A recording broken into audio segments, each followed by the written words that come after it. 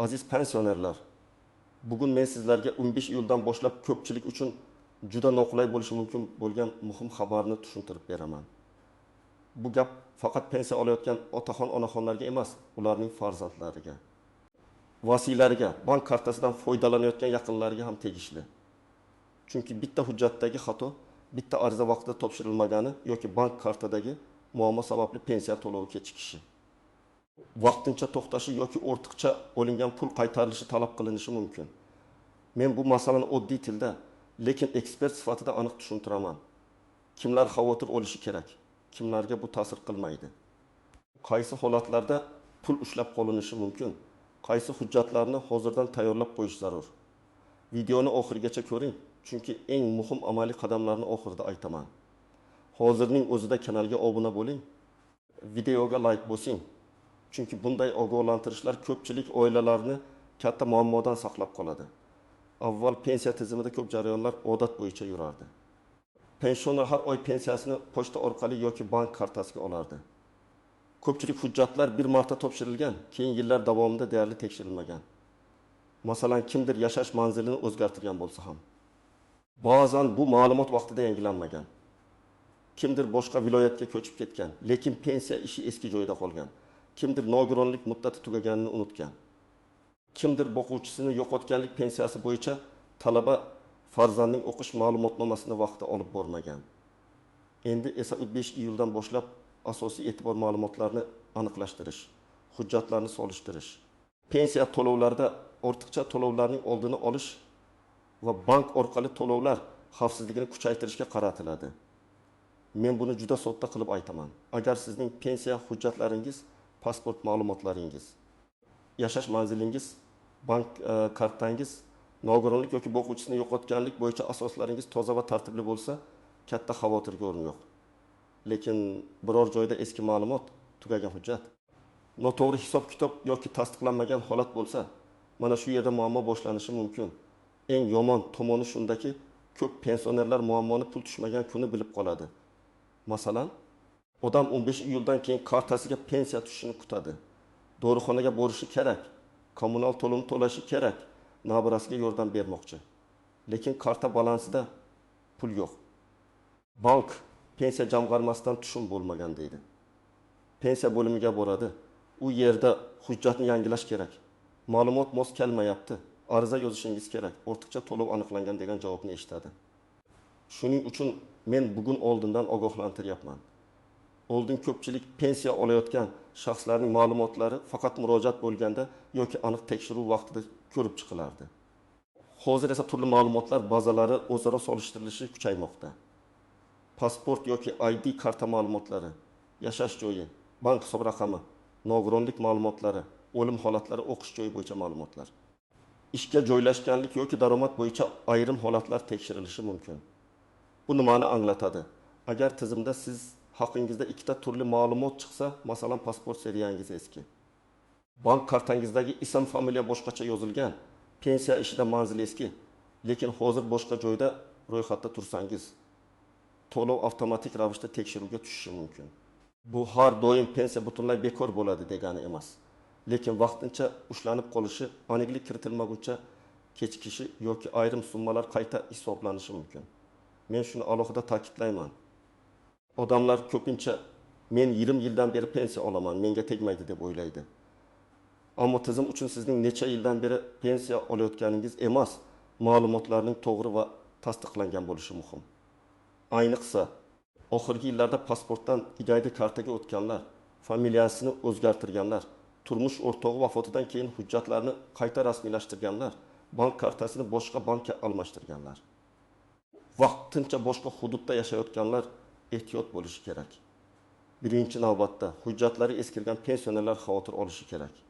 Masalan, pasport muddati tugagan, lekin odam hali yangisini olmagan.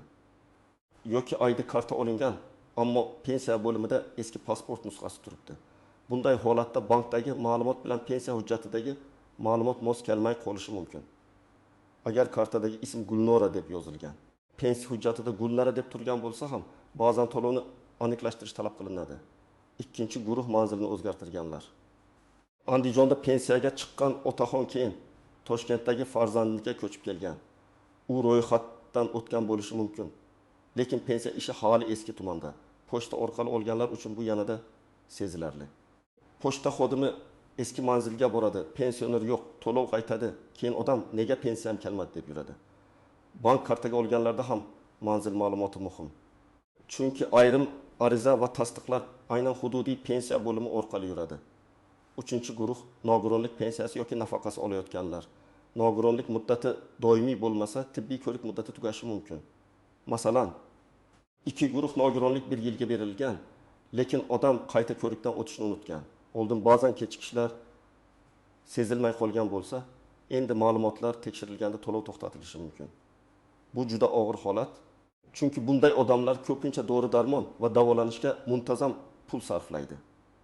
4-guruh bo'g'uvchini yo'qotganlik pensiyasi oluvchilar. Ayniqsa 15 yoshdan keyin o'qishni davom ettirayotgan farzandlar. Agar talaba kunduzgi bo'limda o'qiyotganini tasdiqlovchi ma'lumotnoma vaqtida topshirilmasa, to'lovda muammo bo'lishi mumkin.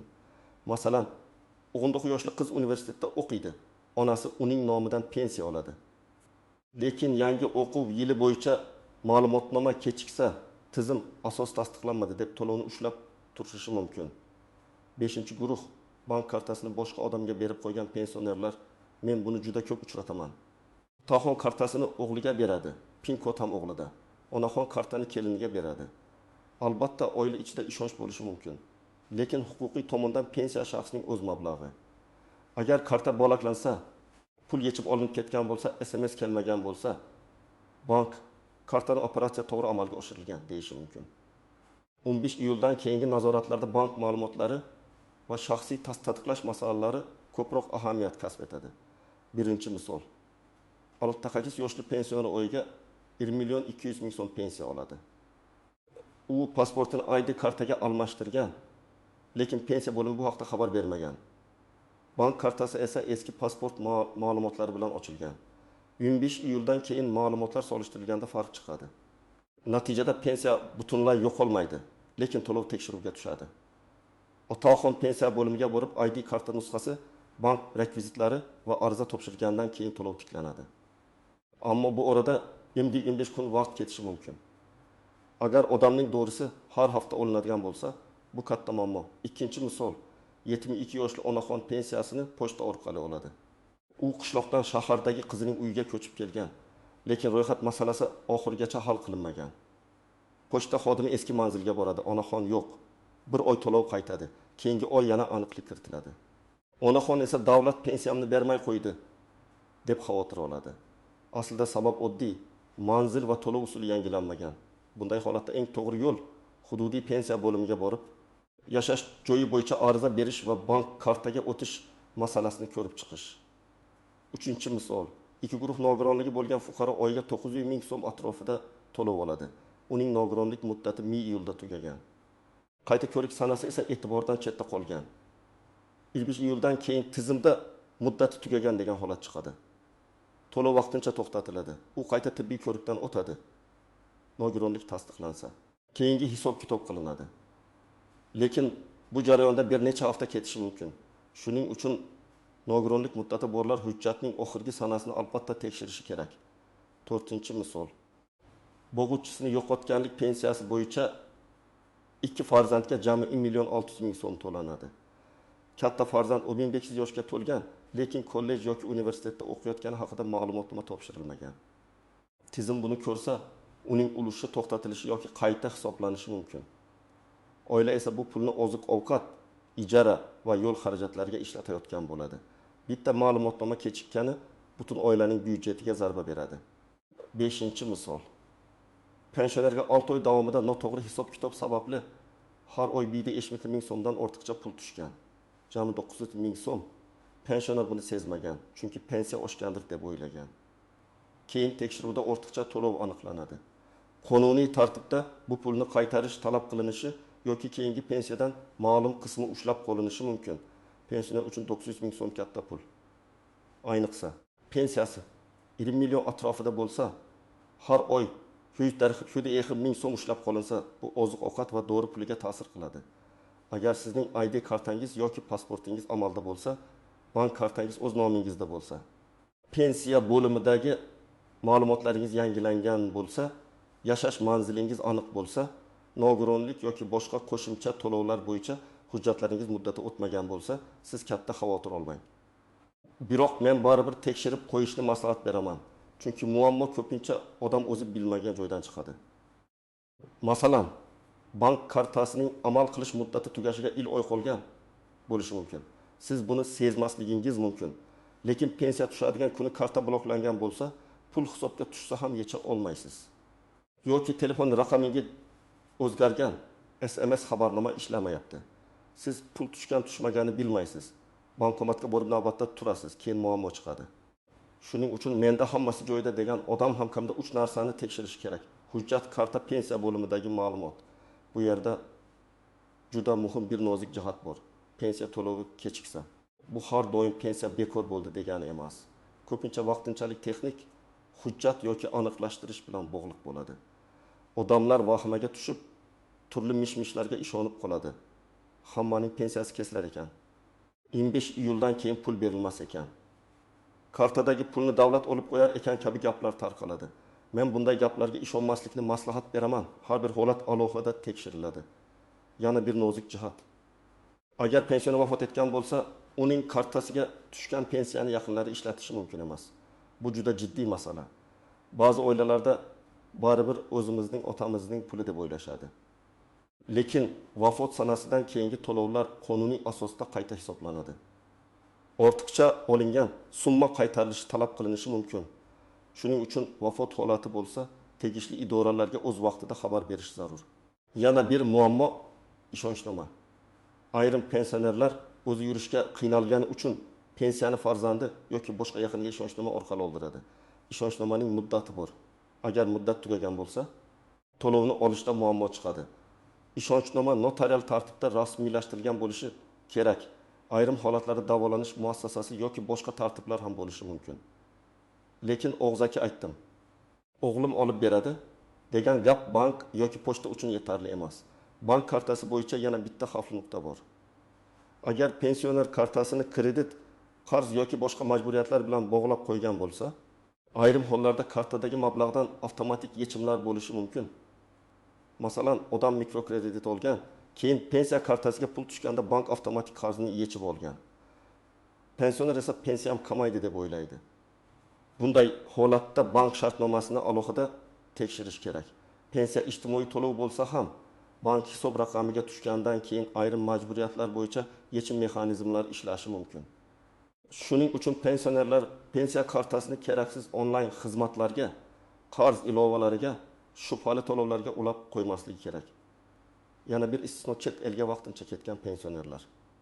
Agar pensioner uzoq muddat boshqa davlatda bo'lsa, pensiya to'lovlari bo'yicha alohida tartib va tasdiqlar talab qilinishi mumkin. Har bir holatda mamlakat, muddat, ro'yxat, pensiya turi muhim. Shunchaki kartam O'zbekistonda. Pul tushaversin deb o'ylash xato bo'lishi mumkin. Agar yaqinlaringiz orasida chet elda yurgan pensioner bo'lsa, ularning hujjatlarini albatta tekshirtiring. Endi eng muhim qismga o'tamiz. Siz hozir nima qilishingiz kerak? Men buni aniq qadamlar bilan tushuntiraman. Birinchi qadam, pasport yoki ID kartangizni tekshiring. Amal qilish muddati o'tmaganmi? Ism, familiya to'g'rimi? Tug'ilgan sana va JSHR raqami hujjatlarda bir xilmi? Agar pasport almashtirilgan bo'lsa, yangi hujjat nusxasini pensiya bo'limiga topshirganmisiz? Shuni aniqlang. Ikkinchi qadam, bank kartangizni tekshiring. Karta kimning nomida? Amal qilish muddati qachon tugaydi? SMS xabarnoma qaysi telefon raqamiga ulangan? Bank ilovasiga begona odam kirmaganmi? Agar kartangizni farzandingiz ishlayotgan bo'lsa ham, hech bo'lmasa balans, tushum va yechimlarni o'zingiz nazorat qiling. PIN kodni hech kimga aytmaslik eng to'g'ri yo'l. Uchinchi qadam, pensiya bo'limiga murojaat qiling. Hududingizdagi pensiya jamg'armasi bo'limiga borib, mening pensiya ishimdagi ma'lumotlar yangimi, hujjatlarimda kamchilik yo'qmi? To'lovimda cheklov yoki qayta hisob-kitob bormi deb so'rang. Buni janjal bilan emas, oddiy tekshiruv sifatida qiling. Agar imkon bo'lsa, ariza yozib javobni rasmiy shaklda oling. Rasmiy javob keyinchalik muammo chiqsa, sizga yordam beradi. To'rtinchi qadam, kerakli hujjatlarni tayyorlang. Odatda sizga ID karta yoki pasport, pensiya guvohnomasi yoki pensiya bilan bog'liq hujjat, bank kartasi rekvizitlari, yashash manzili bo'yicha ma'lumot. Agar nogironlik bo'lsa, tibbiy mehnat ekspertiza hujjati, boquvchisini yo'qotganlik bo'lsa, tug'ilganlik guvohnomalari va o'qish ma'lumotnomasi kerak bo'lishi mumkin. Har bir holatda ro'yxat farq qiladi. Lekin asosiy hujjatlar shular. 5-qadam, agar pensiya tushmasa, avval bankdan boshlang. Bankdan hisob raqamingizga tushum bo'lgan bo'lmaganini so'rang. Agar bank tushum bo'lmagan, pensiya bo'limiga boring. Agar bank tushum bo'lgan, lekin karta bloklangan desa, demak muammo bank kartasida. Odamlar ko'pincha noto'g'ri joyga borib vaqt yo'qotadi. Muammoning qayerdaligini aniqlash kerak. Pul yuborilmaganmi? Pul kelgani karta ishlamayaptimi? Yoki pul kelgani avtomatik yechib olinganmi? 6-qadam, agar ortiqcha to'lov deyishsa, darhol hujjat so'rang. Qancha ortiqcha to'langan, qaysi davr uchun, nima sababdan? Qaysi qaror yoki hisob-kitob asosida deb yozma tushuntirish talab qiling. Og'zaki gap bilan pul qaytarishga shoshilmang. Agar haqiqatan ortiqcha to'lov bo'lsa, uni qanday tartibda qaytarish? Bo'lib to'lash yoki pensiyadan ushlab qolish miqdorini aniqlashtiring. Chunki pensionerning tirikchiligi ham hisobga olinishi kerak. 7-qadam, agar yurishga qiynalsangiz, yaqinlaringizdan yordam so'rang. Lekin hujjatni qonuniy qiling. Ishonchnoma kerak bo'lsa, notarius orqali rasmiylashtiring. Agar sog'lig'ingiz yomon bo'lsa, mahalla, ijtimoiy xodim yoki tegishli tashkilotlar orqali maslahat oling. Eng yomon yo'l hujjatsiz. Og'zaki boshqa odam orqali pul oldirish. 8-qadam, barcha chek va ma'lumotnomalarni saqlang. Bankdan olingan ko'chirma pensiya bo'limiga topshirilgan ariza nusxasi, qabul qilingan hujjat ro'yxati, ma'lumotnoma, bularning hammasini bitta papkaga solib qo'ying. Keyin men topshirgan edim degan gapni isbotlash oson bo'ladi. Men farzandlarga, kelin kuyovlarga, nabiralarga alohida murojaat qilaman. Uyingizda pensioner bo'lsa, bu masalani o'zi biladi deb tashlab qo'ymang. Ko'p otaxon, onaxonlar bank kartasi, SMS, ID karta, ariza, elektron tizim degan narsalarni yaxshi tushunmasligi mumkin. Ular navbatda turib charchaydi. Bir eshikdan ikkinchi eshikka yuradi, oxirida asabiylashadi. Siz ularga yordam bering. Lekin yordam beraman deb kartasini olib, pulini nazoratsiz ishlatish ham noto'g'ri. Pensionerning puli pensionerniki. Siz unga shaffof yordam bering. Bankdan ko'chirma chiqarib bering. Hujjatini yangilang. Pensiya bo'limiga birga boring. Lekin uning roziligisiz mablag'ini ishlatmang. Oilada ko'p nizolar aynan pensiya puli sababli kelib chiqadi. Kimdir men kommunal to'ladim deydi. Kimdir men dori oldim deydi. Pensioner esa oxirida o'z pulini ko'rmay qoladi. Agar bugun hali vaqt bo'lsa, 15 yilgacha 3 ta ishni bajarishga harakat qiling. Birinchisi, hujjatlaringizni ko'zdan kechiring. Ikkinchisi, bank kartangizni tekshiring. Uchinchisi, pensiya bo'limi yoki mahalla orqali ma'lumotlaringizda muammo yo'qligini aniqlang. Agar biror kamchilik chiqsa, vaqtida to'g'rilash osonroq. 15 iyuldan keyin hamma birdan murojaat qilsa, navbat ko'payadi, javob olish qiyinlashadi, to'lov kechikishi mumkin. Agar siz qishloqda yashasangiz va tuman markaziga borish qiyin bo'lsa, mobil telefon orqali aniqlang. Mahalla xodimidan so'rang, yaqinlaringizdan hujjatlarni skaner qilib yuborishni so'rang. Lekin hech qachon hujjat rasmlarini begona odamlarga internetdagi shubhali guruhlarga yubormang. Pasport, karta raqami, SMS kod, bular firibgarlar uchun juda xavfli ma'lumotlar. Pensiyangizni oshirib beramiz. 15 yildan oldin ro'yxatdan o'tkazamiz. Kartangizga pul tushirish uchun kodni ayting deganlarga ishonmang. Hech bir rasmiy tashkilot sizdan SMS kod so'ramaydi. Demak, 11 iyuldan keyingi eng yomon xabar shuki, hujjati tartibsiz, bank kartasi muammoli, manzili yangilanmagan. Nogironlik yoki o'qish ma'lumotnomasi muddati o'tgan, pensionerlar pensiya to'lovi kechikishi yoki vaqtincha to'xtashi xavfiga duch kelishi mumkin. Ayrim holatlarda ortiqcha to'lov aniqlansa, pulni qaytarish yoki keyingi pensiyadan ushlab qolish masalasi ham chiqadi. Lekin vahima qilish kerak emas. To'g'ri yo'l hozirdan tekshirish, hujjatlarni yangilash, bank kartani nazorat qilish va rasmiy idoradan yozma javob olish. Men sizlarga aynan shuni tavsiya qilaman. Bugun vaqt ajrating, ota-onangizning yoki o'zingizning pensiya hujjatlaringizni tekshiring. Bu bir kunlik ish bo'lishi mumkin. Lekin keyinchalik bir oylik pensiya kechikishining oldini oladi. Sizning hududingizda ham pensiya to'lovi, karta, hujjat yoki ortiqcha ushlab qolish bo'yicha muammo bo'lganmi? Izohlarda yozib qoldiring. Boshqalar ham sizning tajribangizdan foyda oladi. Videoga like bosing, kanalga obuna bo'ling va bu videoni pensioner yaqinlaringizga yuboring. Chunki bitta ogohlantirish kimningdir pensiyasini vaqtida olishga yordam berishi mumkin.